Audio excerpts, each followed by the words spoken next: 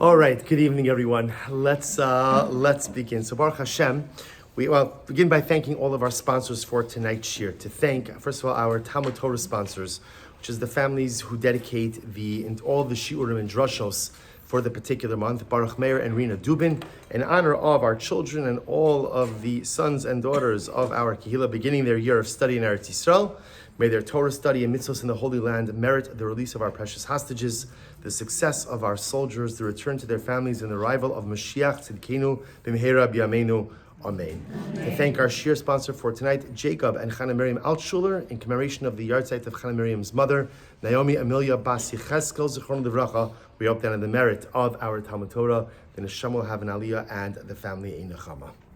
So what I'd like to do, Emir Hashem, over the course of our next 2 weeks, we have this week, next week, this Monday, next Monday, and then Emir Hashem, Tuesday, sorry. This Tuesday, next Tuesday, and then Emir Hashem, one more Tuesday, right? Yeah. And then the last Tuesday is our pre-Yamim Noraim shir. What I'd like to try to do, Emir Hashem, really for the next 2 shiurim, so this week and next week, is focus a little bit on the essence of Chodesh Elul.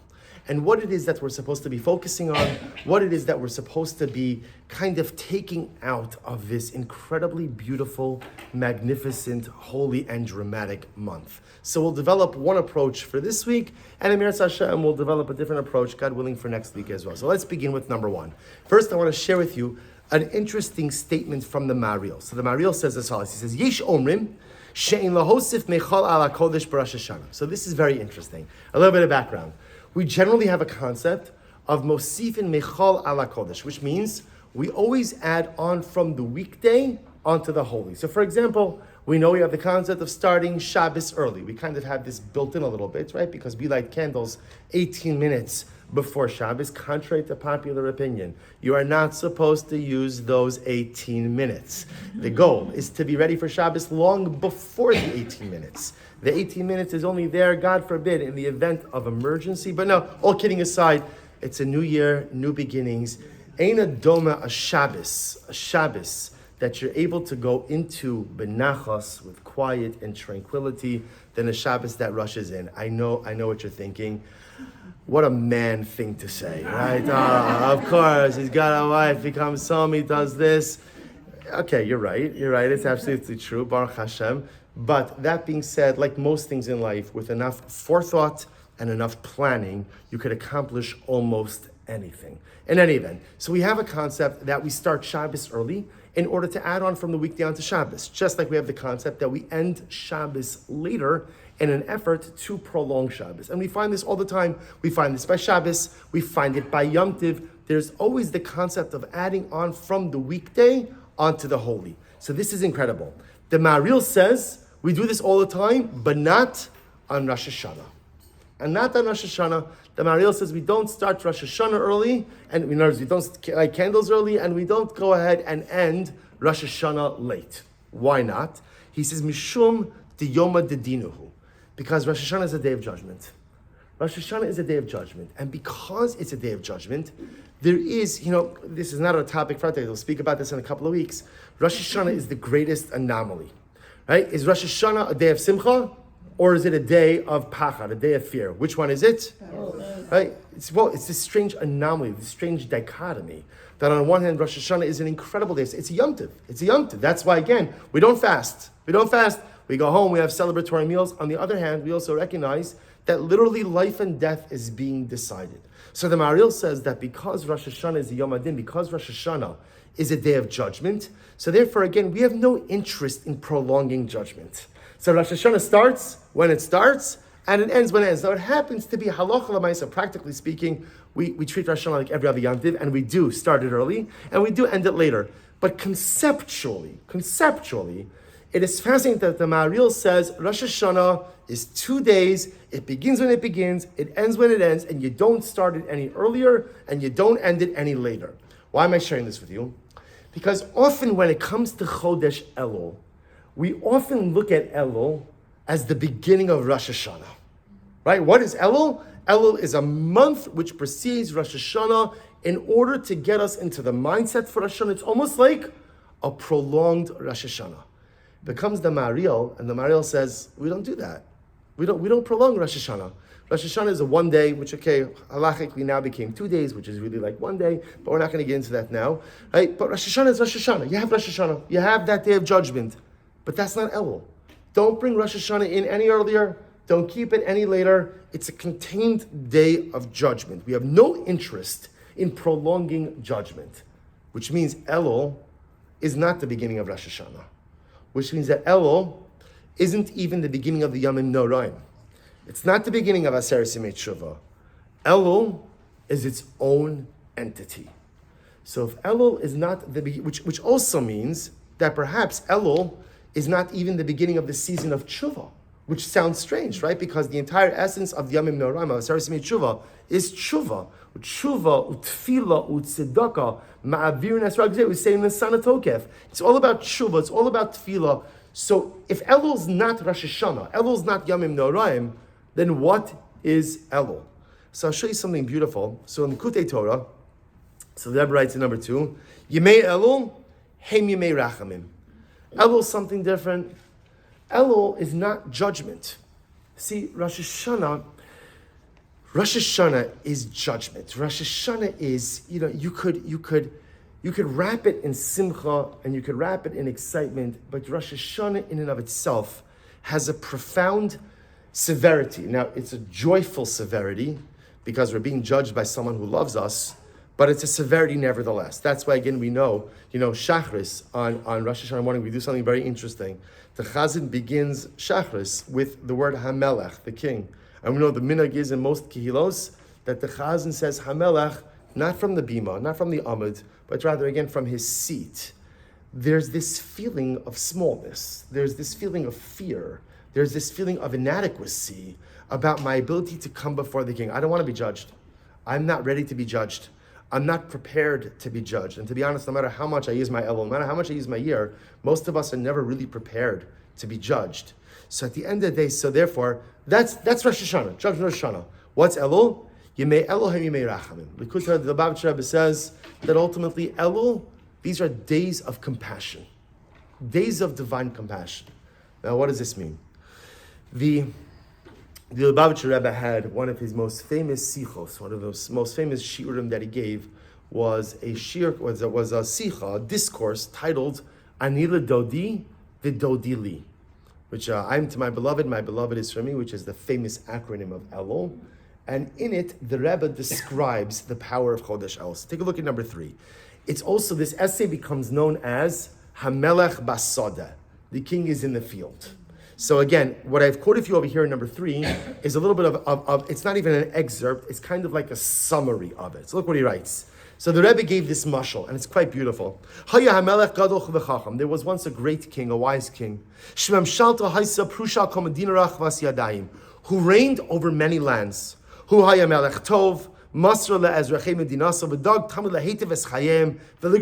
was a good king. He was a good king. A king who was always concerned about his constituents. A king who was always looking out for his subjects. Always looking for ways to improve their lives. Melech zeh pirsem pam kruz bonemar ki kol ezrach sheyish lo bakasha kolshi rashay lavay lavla armona b'chol ishir. One time the king, who loved his subjects so much, he made an announcement. What was the announcement? Chevra, whoever wants to come to the palace and ask whatever they need to ask of me is invited to come. Incredible. He threw the palace doors wide open. Whoever wants to come and see me, ask whatever they want to come. Second paragraph. This is incredible. Ulam, the people didn't come. People didn't come. The subjects didn't show up to the palace. La'achar mikan, haven, ki im kol hakalos v'adayin lo kol kach kal libnei adam ha'pashut la'gia elav milvad zos rov ha'am gorim michutz la'ir abira v'kashal li'agia b'la'armon l'shtach b'fnei ha'melech as the saying. The king realized, why was no one coming? So really 2 reasons. Number one, people were intimidated to come to the palace. Even though the king made a genuine invitation, people were intimidated. That was one Chaburah, one group. Furthermore, another group lived out of town. So the out-of-town Chaburah was too far for them to travel. The in-town Chaburah were still a little bit intimidated. Third paragraph. So when the king realized what was going on, he said, okay, I'm going to go out to the people. So I tried to do something magnanimous by throwing open the palace doors and letting the people come to me. They're not coming. Instead, I'm going to go to the people. So what happens? The king Mamish went from city to city, village to village. Fourth paragraph. So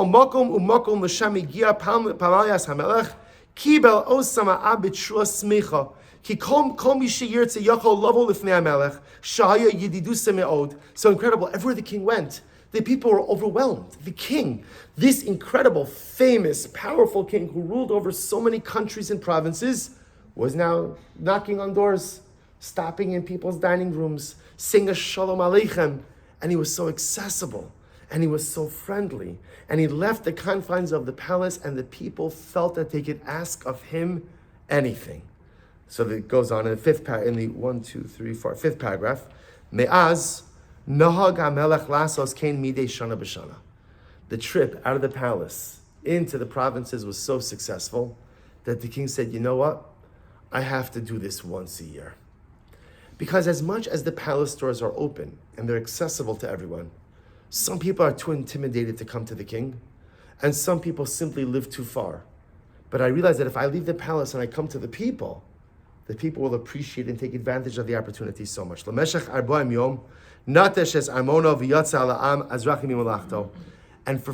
again, so the Rebbe writes over here, for 40 days out of the year, so what happened? The king decided to close up the palace, and instead he went on a tour of his constituents. He went, of course, with his monarchical trappings, but he was accessible to everyone, and everyone had the opportunity to engage the king.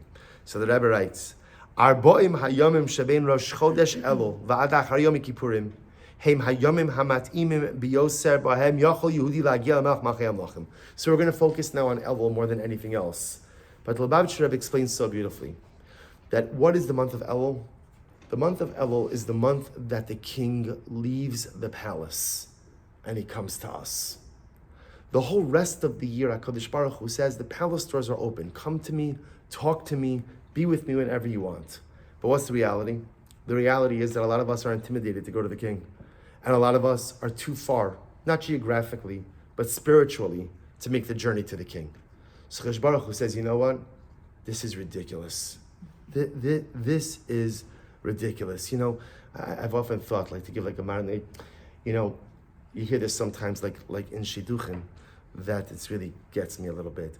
That like when boys, much more by young men than it is by girls, who won't go out with a girl because they have to travel. Yeah, and what? In other words, if you care about someone, even if you don't know the person yet, but you care about you get in the car and you go, you travel. The interesting part is apparently this is not a new dynamic. This has been the downfall of mankind throughout history, that even though there are opportunities, we're just too lazy to make the trip. Now the good news is that the Ribono Shel Olam sees that sometimes we don't want to go out of town, right? I don't want to go out of town. So HaKadosh Baruch Hu loves us so much that what does he do? He comes to us. And says the Rebbe calls this Hamelech Basodeh. The king is in the field. The entire year the Ribono Shel Olam is in his palace. And again, I want to be clear. Even when HaKadosh Baruch Hu sits in his palace, the palace is always open. If we only realized how badly HaKadosh Baruch Hu wants us to come home, and how badly HaKadosh Baruch Hu wants us to come to the palace, and how much he desires a relationship with us. But for whatever the reason, we're too busy, we're too preoccupied, we're too self-conscious, we're too nervous, whatever it might be, right? We're too estranged. Many of us don't go to the palace. And Chodesh Elul, HaKadosh Baruch Hu says, this is ridiculous. If you're not coming to me, I'm coming to you. And herein lies the power and profundity of Chodesh Elul. This is the month of Hamelech Basodeh. This is the month where the king is in the field. This is the month where the Melech Malchei Hamlachim, the Ribono Shel Olam himself, leaves the environs of the divine palace and literally comes to us. So if nothing else, just understand that Chodesh Elul is a month of incredible and unprecedented access to the Ribono Shel Olam, which means that in this month, there are things I could accomplish spiritually this month that you can't accomplish the rest of the year. And I want to point out something very interesting. You see, the way the Lubavitch Rebbe has it, he understands that this dynamic of Hamelech Basada is 40 days. Essentially, Rosh Chodesh Elul through Yom Kippur.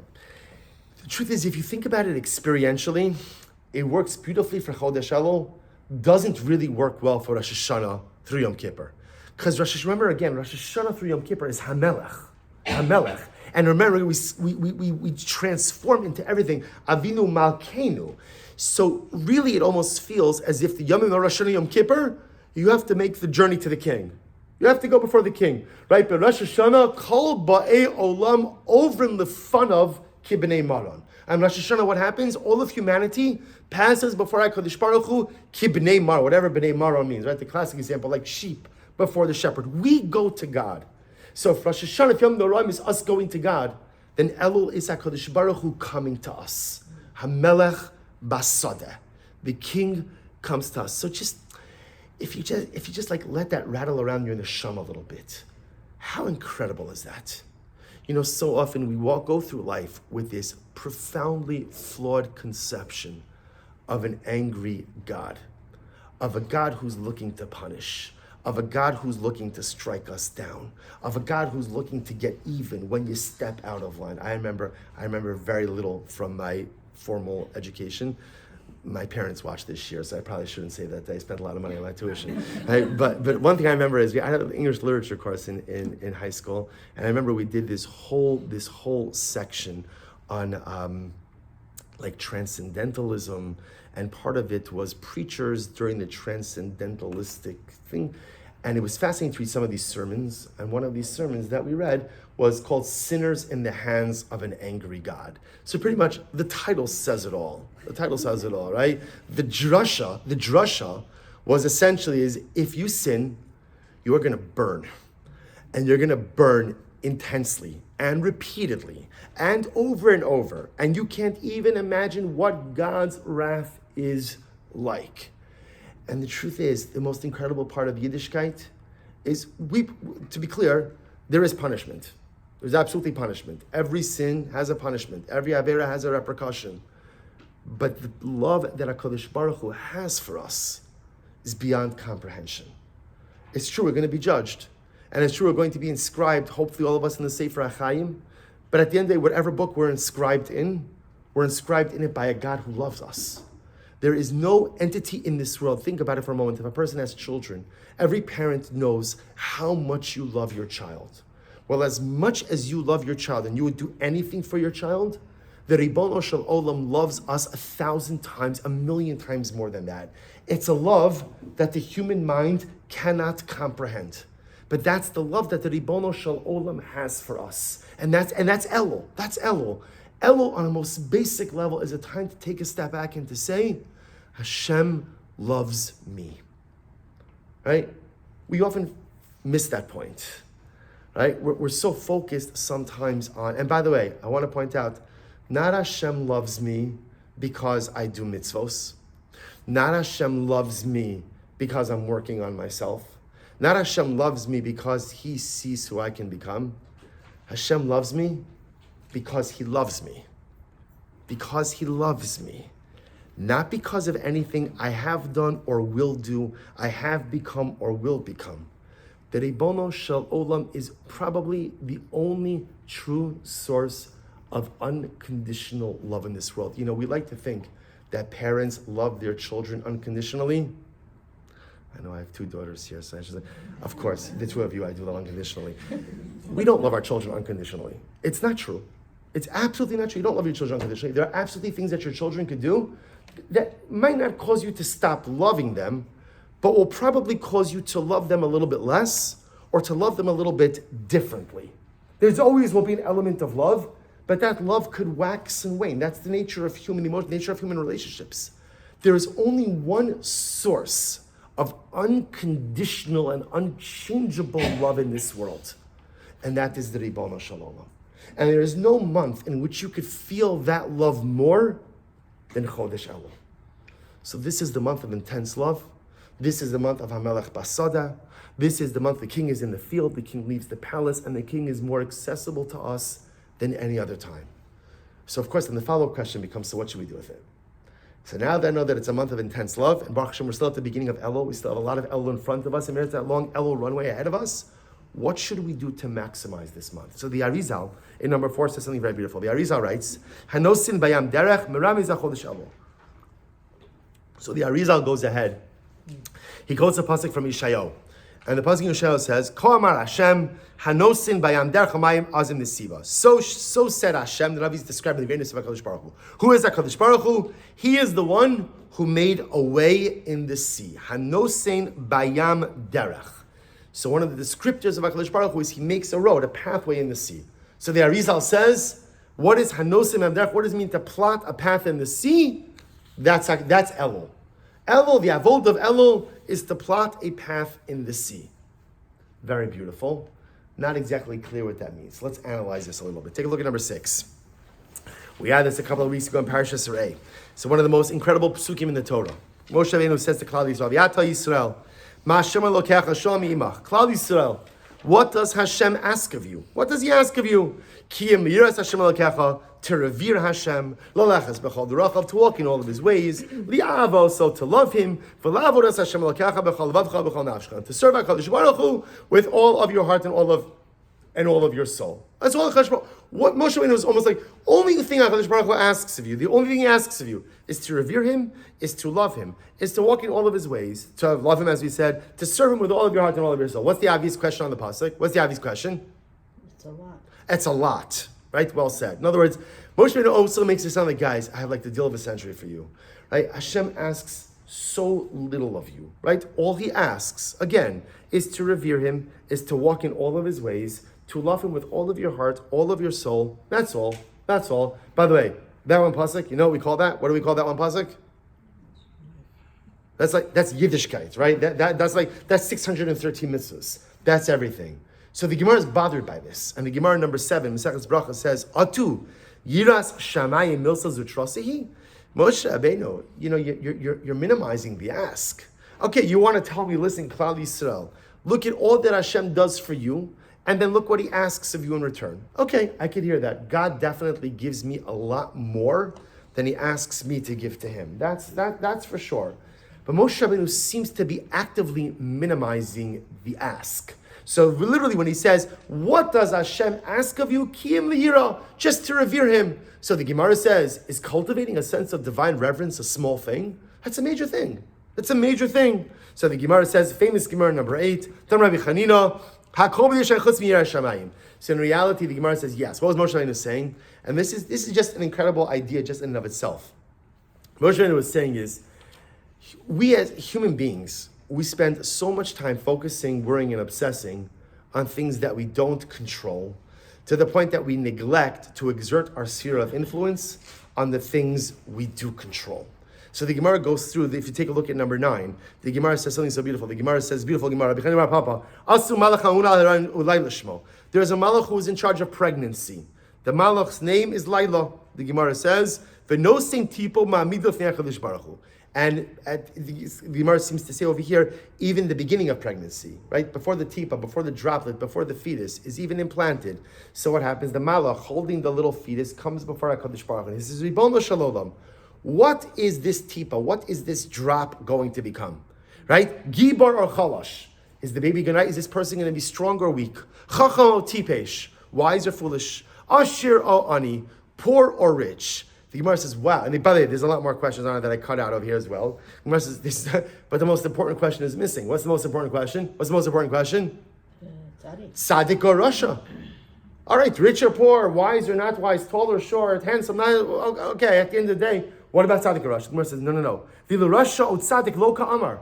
The Malach doesn't ask about whether or not this child is going to be a Rasha or Tzaddik. Why not? Kid Rabbi Chanina, hakol bidei shamayim chutz mi yiras shamayim. Why? Because the Ribono Shalom controls if you're rich or poor. HaKadosh Baruch Hu describes if you're tall or short. Hashem will describe if you're strong or decide if you're strong or you're weak. Hashem makes all of those life decisions. All of those life decisions, those are not up to you. Now again, obviously, like for things like rich or poor, I have to put in my effort. But we all know people who put in very little effort and are very successful, and people who put in Herculean effort and struggle to make ends meet. So clearly, again, it's about your effort, but it's also Baruch Hashem who has in charge of you. There's one thing that Hashem does not decide. One thing that God says, I'm hands off, it's not up to me. And what's that one thing? Your spiritual identity. Are you a tzaddik or are you a rasha? You cannot, no one else has control over that except you. And by the way, when we understand what it means that tzaddik or rasha, what that means is your spiritual identity, who you are, what your spiritual persona is, that is up to you and you alone. Now, are there influences that shape that? Of course, right? The parents you have, right? The family you grow up in, the schools you go to, the teachers, the friends, the marriage, all the different kinds of things, all of those are influencers. The Gemara says, often we make a mistake. See, we outsource our success and we assume that I am the way I am because of, right? My parents were not good parents. My parents are wonderful parents. I'm giving it as an example, right? That in other words, that my parents didn't know how to raise me in the right way. My Rebbe wasn't good. There wasn't shalom bias. There wasn't this. And by the way, all legitimate things. Life is filled with all difficult things. At the end of the day, the buck of your life stops with you. Who you are, what you are. You're a tzaddik, you're a rasha.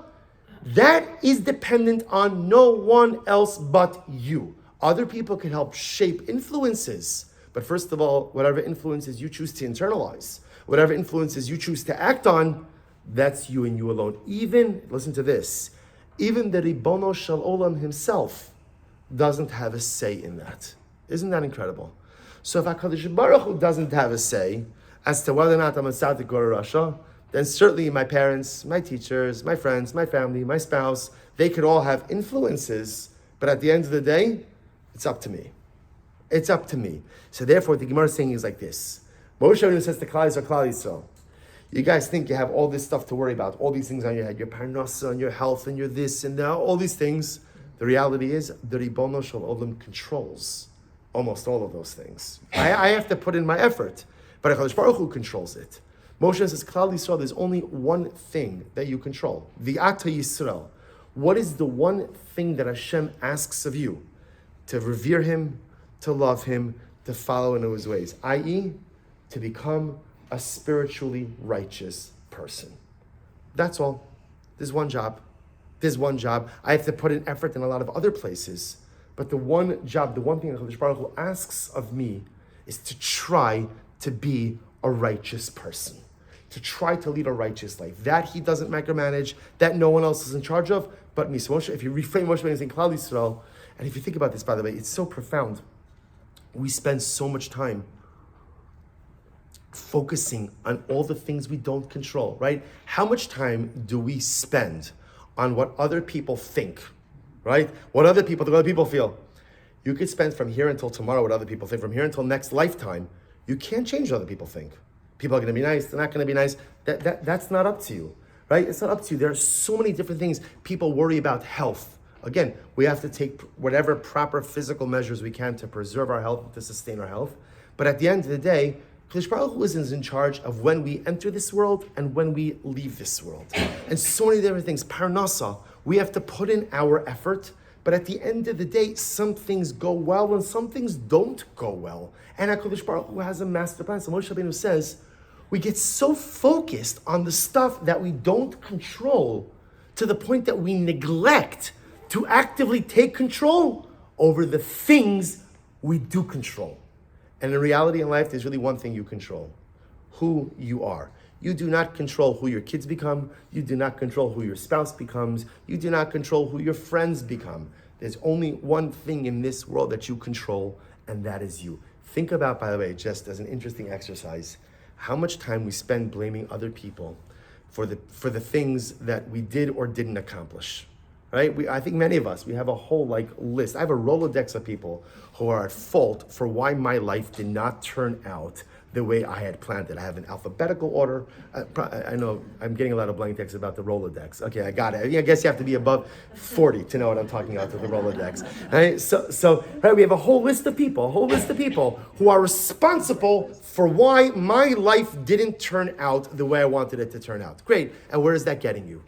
Where is that getting you? So fantastic. So now you have a whole list. Shkoyach, shkoyach. It's your mother, it's your brother, it's your father, it's your cousin, it's your neighbor, it's your friend, it's the rabbi. It's always the rabbi. It's always the rabbi, right? And it's everyone. Great, fantastic. So you've got the whole list now. You know exactly who is to blame because your life didn't turn out the way you wanted it. Feel any better?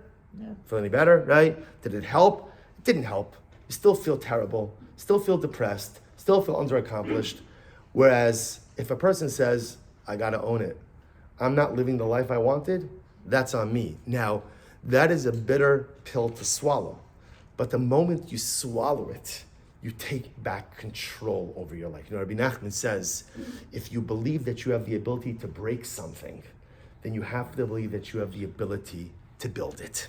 So sometimes the moment you swallow that bitter pill and you say, okay, I messed up big time in life. It hurts. It hurts to own your failures. But the moment you own it, you've given yourself back the reins over your life. So I destroyed it. I broke it, whatever the it is. But if I broke it, I could also repair it. Maybe not repair it in the same way, right? The repaired item looks different than the original item. But if I broke it, I could repair it. So Moshe Rabbeinu is saying, Chevra, stop obsessing over all the stuff you don't control and focus on the one thing you do, which is you. Make the best you, because that's the only thing in this world that you really have control of. Rabbi Nachman takes this one step further. And this is really beautiful, and all of these concepts are tied together. Rabbi Nachman writes as follows. He says, number 10, in the Kuti Halachas, he reads it a little bit differently. He reads it as, V'ata Yisrael, Ma Hashem Elokecha. He says, Rak bebechinas, source number 10, Rak bebechinas v'ata, bechinas hayom mikol tishmu, shelo yachshov ela osasha, v'arega shehu ba'ata. So watch this. So now, let's look at this all as a progression, right? So I internalize Moshe Rabbeinu's words. I got it. I own me, right? I'm taking back the reins of my life. I broke a lot of stuff in me, but now that I acknowledge that I broke it, I'm owning it, now I'm gonna fix it. Now, generally, what happens after that? So now I'm all pumped, I'm all psyched, I'm gonna make the best life, and then what usually happens in that moment right afterwards? Nothing. Fear and paralysis, like, oh my God, what do I do now? Now, I got the reins, and now again, so like, now what? Where do I start? What should I do? If I look at all the things that I have to repair in my life, it's a laundry list. It's a laundry list. And the truth is, even if I started today, maybe worked for the rest of my life, I don't even know that I can get everything done. So sometimes, again, I feel so good that I took back the reins. I feel so good that I recognize the buck of my life stops with me. I'm going to own it. I'm going to fix it. And then I get overwhelmed. Where do I start? And comes Moshe Rabbeinu, comes Rabbi Nachman, and says it's very simple. Go back to number 6 for just a moment. Back to source number 6. Look how Rabbi Nachman reads this pasuk. Rabbi Nachman reads it as follows. He says, V'ata kama Yisrael ma Hashem Elokecha shomrach. Klal Yisrael. Do you know what Hashem asks of you? Hashem asks of you one thing. Ata. Maximize the present moment. HaKadosh Baruch Hu does not ask you for guarantees about the future because you can't guarantee the future. HaKadosh Baruch Hu does not ask you to make long-term commitments because the truth is none of us are really capable, or we can make long-term commitments, but you have no idea if you can honor your long-term commitments. So Moshe Rabbeinu says to Klal Yisrael, HaKadosh Baruch Hu asks one thing of you. Ma Hashem Elokecha shalom imach. What does Hashem ask of you? V'ata. Just take the moment in front of you and maximize it. So often in life, we get carried away with like long-term plans, right? Long-term plans. There are plenty of people who walk through life with fantastic long-term plans. You know, people become expert planners. I know exactly what I'm going to do in a year from now, in 5 years from now. I've got my whole life mapped out. And people become career life planners to the point that they're fantastic planners. Only one little detail, which is they never actually do anything. Because we're so busy planning for the future that we forget that, first of all, that future is going to change 100 times between now and then. But more than that, you can't control it. And Moshe Rabbeinu says, the good news is, HaKadosh Baruch Hu does not ask you for any assurances about your future. What does Hashem ask you for? V'ata. Right now, are you the best you? Right now, are you living your best life? Right now, are you a trusted servant of HaKadosh Baruch Hu? Right now, are you cultivating a meaningful spiritual identity? I'm not asking about what happened yesterday, and so I'm asking about what's happening tomorrow. Va'ata Yisrael. Just focus on the maximization of the present moment. That, says Rabbi Nachman, and if you bring these together, then suddenly, again, this becomes an overwhelming life lesson. That Moshe Rabbeinu, I understand also, Moshe Rabbeinu was giving all of this over in the Transjordanian lands, right? In the Transjordanian lands. Remember, again, Rahman al-Islam, there was the terror attack in Eretz Yisrael on Sunday, or on Monday, I think on Sunday, where 3 precious neshamas were killed by the Allenby Bridge. So if you ever drive that road, that's Route 90. That's the Jordan Valley Road, right? If you drive out of Yerushalayim, you drive to the end of Route 90. If you go right, you go to Ein Gedi, Masada, keep going to Eilat. You go left, that's the Jordan Valley Road. So the truth is, right before the Allenby Bridge, a little bit before, there's a site called Ras Al Yahud. If you ever gone there, Ras Al Yahud, it's a big place. They say like it's the baptismal site for the Christians. But they also believe that historically, that's the area where Yoshua and Klal Yisrael crossed the Yarden. They crossed the Jordan River there. In fact, if you're looking at the Jordan River, if you turn right back around, you see Yericho. Yericho is right behind you. So actually, according to many poskim, you're allowed to make a bracha, and that's we made a bracha there. Baruch sha'asa lavosinu nes b'makom hazeh.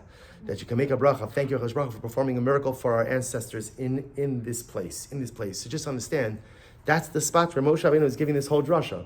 So he's not crossing the Jordan with them, right? He's not crossing with them, but he's preparing them to lead impactful and meaningful lives. So what does he tell them? He says, Chevra, number one, stop obsessing over the stuff you don't control and exert your influence over the stuff you do control. And there's really only one thing in this world you control, which is the kind of person you are going to be. The spiritual identity you are going to create. Everything else you have to put in effort, but you don't control the outcome. The one outcome you control is who and what you are going to be. And how do you do that? To which Rabbi Nachman adds on, Vi'ata, maximize the moment. Don't worry about tomorrow, don't worry about long-term planning, right? But focus on the maximization of your life, of your spiritual opportunities, the actualization of your spiritual identity in this moment. One more piece, I'm going to bring it all together. Remember again what the Arizal said about what's Elul? Remember in number 4, the Arizal said, Hanosin Bayam Derech. Hanosim Bayam Derech, right? The Arizal said that Elul is this pathway in the water. So I'll show you something interesting. Take a look at number 11. Torah says, the halachos of eating kosher fish, right? So what makes a fish kosher? What makes a fish kosher? Fins and scales. Good. That was an easy one for you, right? Good. So, right, fins and scales. The Gemara in Maseches Chulin has a fascinating discussion. The Gemara says, Yesh lo achshav v'asid lahashir b'shash l'minamayim. Let's say you have a fish that has its scales when it's in the water. But the moment you take it out of the water, the scales fall off. There is a type of fish like this. I can't remember the name of the fish. I keep wanting to say kingfish, but I don't know that that's the type of fish. In any event, let's say the fish has the scales while it's in the water, but the moment you take it out of the water, the scales fall off. Is that a kosher fish or not? The Gemara says, Hareze mutter. It works. It works. What does that mean? See, as long as the fish has the scales while it's in the water, is kosher, meaning what? That we don't look at what the fish is going to be once you take it out of the water. And we don't look at what the fish is going to be once you put it on the table. And we don't look at what the fish is going to look like when it's in the net. We look at what the fish is in that moment, in that present moment, when it's in the water. And if it has its scales when it's in the water, kosher. Kosher. The Arizal says, what's Chodesh Elul? Chodesh Elul is Hanosein Baderech, Bayam Derech, placing a road in the sea. Elul is like being a fish. And all I need to do is make sure that I have my fins and scales right now. But what's going to happen after Elul? Right? You know, we know this story a little bit, right? We know how this works. We know how this works. We've been around the block a couple of times. What happens, Elul? Okay, this is it. This is the year, right? This is my breakout year, right? This is where I'm going to turn the corner, and then I ramp up, and Rosh Hashanah, incredible. Yom Kippur, Aseret Yimei Tshuva, fantastic, and then Sukkot, Gan Eden, Hoshana Rabbah, Shmini Atzeres, Simchas Torah, incredible. And then again, the week after Sukkot, I'm still like the Kohen Gadol and Kohen Shakadoshim. It's fantastic, it's great. And then what happens? like the second Tuesday after Yom Tov, right? So life is exactly back to where it was, sometimes even worse. Sometimes even worse. And for a lot of us, that's been the story of our lives for decades. For decades. So sometimes I come to Chodesh Elul and I already have like a little bit of a defeated attitude. Like, I've seen this show. I've seen this show. I've watched this show so many times. I know the exciting parts. I know the inspired parts. I know the peaks, I know the valleys. But I know how it ends.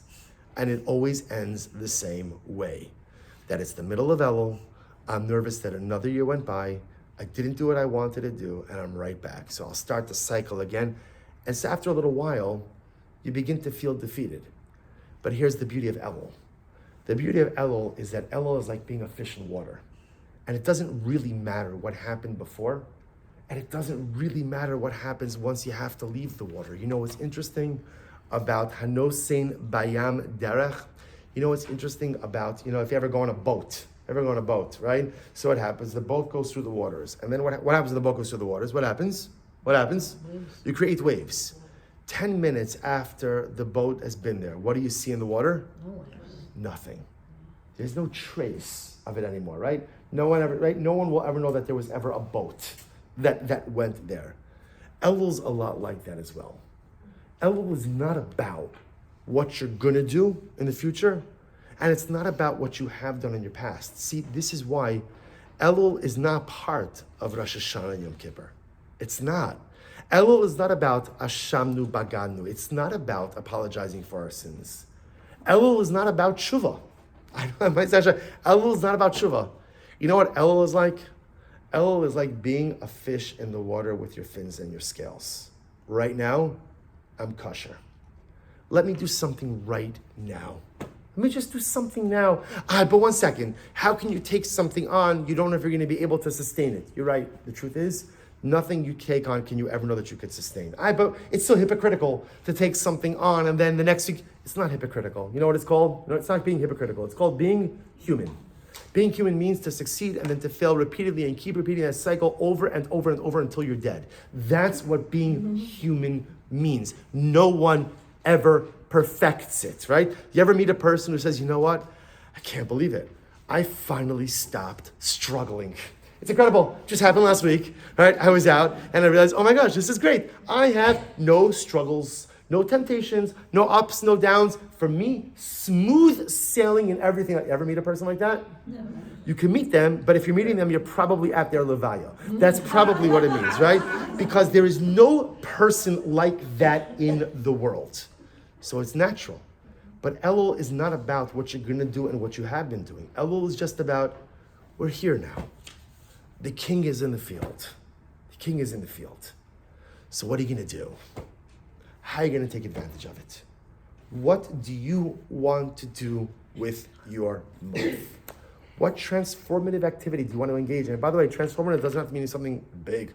Transformative means something that's just going to have a positive effect on me. You're going to sustain it. You're not going to sustain it. To be honest, who cares? Who cares? Elul is not about what's going to happen in the future, because a lot of times you come out of the water of Elul. What happens the moment I come out of the water of Elul? What happens? All of my scales fall off. Suddenly I'm not kosher anymore, but that's okay. That's not what Elul is about. Elul is just about living in the moment. Elul is just about va'ata. Elul is the king is here. The access is here. The closeness is available to us. Do something to take advantage. But there's one last caveat, and with this we're going to conclude. In Tzidkas, we're learning in the morning Tzidkas Hazadik, Reb Tzadok, and we did a piece by Reb Tzadok, a very beautiful piece. Reb Tzadok points out the first mitzvah that Klal Yisrael did was Karban Pesach, the Paschal Lamb. The Paschal Lamb. And interestingly enough, there are a whole variety of differences, a whole number of distinctions between the first Pesach, what we call, Pesach Mitzrayim, and Pesach Doros. Pesach would be performed in the future. One of the most interesting distinctions Reb Tzadok points out is that Pesach Mitzrayim was consumed b'chipazon, with haste. Right? It's interesting, right? The way that our ancestors ate the Paschal Lamb in Egypt was they had to have their shoes on, right? Their walking stick. They were ready to go. Very different, right? In the future, we don't have Karm Pesach yet. We'll have it in by this Pesach halavai, right? But remember, you sit down at the table, you relax. The Tzaddik says, why was the first Pesach b'chipazon? Why did it have to be in haste? The Tzaddik says, because in life, if you want to make change, the moment that desire for some level of change comes up inside of you, you have to act on it now. Now. You see, if you think about change too much, what ends up happening? You don't do anything. See, the way the Yetzer Hara works, Mr. Shem writes about this as well. The way the Yetzer Hara works is, the Yetzer Hara, the Ramchal writes, that the primary tool of the Yetzer Hara is distraction. The Yetzer Hara doesn't have to get me to sin. Like people think the Yetzer Hara is there to get me to sin. It doesn't need to get me to sin. What does he need me to do? Get distracted. Just get distracted. And get distracted for long enough, and guess what? You forget about what you were even doing, right? And again, we live in a world filled with distractions. It's not a technology schmooze, right? Technology has many wonderful benefits, but I think we'd all acknowledge that our attention spans are severely diminished, right? And for whatever the reason, we can't go more than a couple of minutes without being distracted by something on a device. It's just, and by the way, kosher phone, not kosher phone, we should all acknowledge everybody's distracted. Everybody's distracted, right? Even if it's just staring at a device, somehow, I don't know, grabs us. But everybody's distracted. That is the primary tool of the Yetzer Hara. Distract a person enough, and they won't get around to doing what they were thinking about doing. That's what Tzaddik says. If you decide you want to do something different, whatever it is, your thing for Elul, do it now. Do it now. Because if you wait, it has to be chipazon. If you wait, it's not going to happen. So if we bring this all together, it turns out that the power and profundity of Chodesh Elul is that it's not the beginning of the Yamim Noraim. It's not the beginning of Rosh Hashanah Yom Kippur. It's a totally different experience. Rosh Hashanah Yom Kippur is us going to the palace. Elul is HaMelech Basad, the king comes to us. And the king says, no, let's spend some time together. Let's just enjoy each other's company. Let's get to know each other again. Let's maximize this month that we have together. How do we maximize the month? Number one, Moshe Rabbeinu tells us, is stop worrying about the things or obsessing about the things you don't control and focus on the one thing you really do control, which is you. Who you are, what you are, your spiritual identity. How do I do that? Rabbi Nachman comes along and says, Vi'ata, maximize your moment. Here is the power of Chodesh Elul. The Arizal tells us, Elul is Hanosam Bayam Derech. It's the pathway through the water. Why the water? Why is water Elul? Because we are like fish in the water of Elul. What happens if the fish comes out and the scales fall off? It's still kosher, don't worry about it. Don't worry about it. Elul is just swimming around happily in the sea of spirituality, knowing that I've done something to get my fins and scales back. Are you going to hold on to them? You're going to retain them? You're going to perpetuate it? Say it with a smile. I have no idea. And a bigger smile? Probably not. This is probably just my Elul phase, right? But it's okay. It's okay to have an Elul phase. It's okay to live it up spiritually 1 month, even though you know deep down, you're probably not going to be able to keep it. It's okay. It's so fake. It's not fake. It's being human. It's taking the opportunity, right? Can you imagine for a moment that, let's say again, you have a family gathering, you have all of your family together. Family never gets together. Some families purposely never get together. You have a family that likes each other, so everybody gets together, right? They're happy to see each other. So you can imagine someone says, you know what? I'm sorry, I'm not spending time with any of you because in 3 hours you're all gonna leave. So since you're all gonna leave anyway, and we're not gonna be able to perpetuate this, it doesn't make any sense to enjoy each other's company for the next 3 hours. I would say, that's ridiculous. Maximize, but yet we do that with spirituality all the time. No, I'm not gonna do this. I know I can, I'm not sure. I don't know if I could keep it up. So what? So because you can't keep it up, you shouldn't enjoy it while you can? Because you don't know if you could keep up a davening with kavanah, you shouldn't even try it? Because I don't know if I could be a ba'alas chesed, building chesed into my day every single day, I shouldn't even try and fill in the blanks, whatever it is. We do this to ourselves all the time. We think that somehow it's hypocritical to do something that you can't guarantee you're going to keep up. Well, if you're only going to do things that you could guarantee you could keep up, you're going to do nothing because you can guarantee absolutely nothing. The power of Chodesh Elul is being like the fish in the sea with its beautiful fins and scales. Right now, I'm kosher. Right now, I'm beautiful. Right now, I'm holy. Right now, the king is in the field. and I am going to maximize the experience. But the caveat that Tzaddik tells us is, ladies, I have to choose something tonight. Can't say, oh, that was so interesting, I'm gonna sleep on it and decide.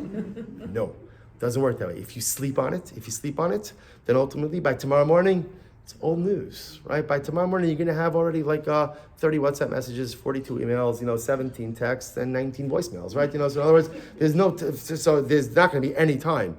If you want this, if you want Chodesh Elul, if you want the Melech Basada, tonight. And by the way, it's not tonight plan your Chodesh Elul, it's tonight. What am I doing? So what am I doing? King's in the field. What do I want to do with the king? Right? How do I want to spend time with the king? What beautiful thing do I want to take upon myself in order to do? Okay, you're going to do it for a day, for 2 days, for 3 days. It's irrelevant. But you have to make your decision tonight. You have to make your decision b'chipazon. Because if you don't do it with haste, we get distracted. And once we're distracted, it is so hard, we all know, to regain focus. This is the power of Chodesh Elul. We should be zocheh Amir Hashem to spend a beautiful month with the King. We should be zocheh to feel the love of the Ribbon Shalom, how much He must love us, to leave Shamayim, to come down to this earth, to literally walk amongst us, to be with us, just to want to be with us, and how much all He wants is for us to want to be with Him. He never asks for perfection. He never asks for consistency. He never asks for guarantees. He just asks for va'ata, to do something to maximize the present moment. May we be zocheh Amir Hashem to be like the fish with the scales and the fins. Whatever will happen, will happen. But at least we know that during this Chodesh Elul, we'll make something great of ourselves. Have a wonderful evening.